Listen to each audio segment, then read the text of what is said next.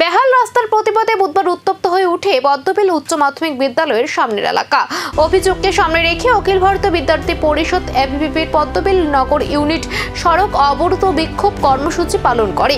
অভিযোগ, বিদ্যালয়ের পাশে থাকা টিএসআর ব্যাটালিয়নের ক্যাম্পের ভারী যান চলাচলের কারণে রাস্তা এবং খেলার মাঠ ব্যাপকভাবে ক্ষতিগ্রস্ত হয়েছে। বিক্ষোভ চলাকালীন প্রতীকী প্রতিবাদ হিসেবে রাস্তার মাঝখানে এবং স্কুলের খেলার মাঠে ধানের চারা রোপণ করা ক্ষোভ প্রকাশ করেন আন্দোলনকারীরা। পরিস্থিতি সামাল দিতে ঘটনাস্থলে পৌঁছান পানাশকর মহকুমার এসডিএম। তিনি আন্দোলনকারীদের সঙ্গে আলোচনা করে দ্রুত সমস্যার সমাধানের আশ্বাস দেন।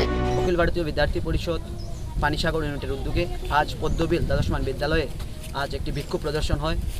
মূল দাবি ছিল আমাদের যে পদ্মবিল বিদ্যালয়, সেই বিদ্যালয়ের মধ্যে রাস্তা না থাকার কারণে রাস্তার মধ্যে খুব বাজে পরিস্থিতি এবং আজকে বাধ্য হয়েছে পদ্মবিল স্কুলের ছাত্রছাত্রীরা সেখানের মধ্যে ধান চাষ করতে এবং তারা ধানও রোপণ করেছে।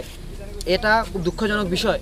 পরবর্তী সময় আমাদের যিনি পানিসাগর এসডিএম মহোদয়, উনি স্পটে আসেন 2 ঘন্টা পর, 2 ঘন্টা আন্দোলন চলার পর 2 ঘন্টা পর এসডিএম মহোদয় এসে আমাদেরকে আশ্বাস করেন 3 দিনের মধ্যে রাস্তা উনি নির্মাণ করবেন এবং যে মাঠের নির্মম পরিবেশ, সেই মাঠকে উনি 10 দিনের মধ্যে ঠিক করে দেবেন এবং পদ্মবিল বিদ্যালয়ের ছাত্রছাত্রীদের খেলার ব্যবস্থা করে দেবেন এবং তারা 10 দিন পরে খেলাধুলা করতে পারবে। এই কাজ আজকে আমাদের আন্দোলনের মূল লক্ষ্য ছিল। মূলত কী কারণে মাঠের এই বেহাল অবস্থা? আমাদের যিনি প্রশাসনের ফোর্স বিএসএফ টিএসআর জওয়ানরা যারা আছেন, ওনারা বিদ্যালয়ের একটি কক্ষে ওনারা থাকেন।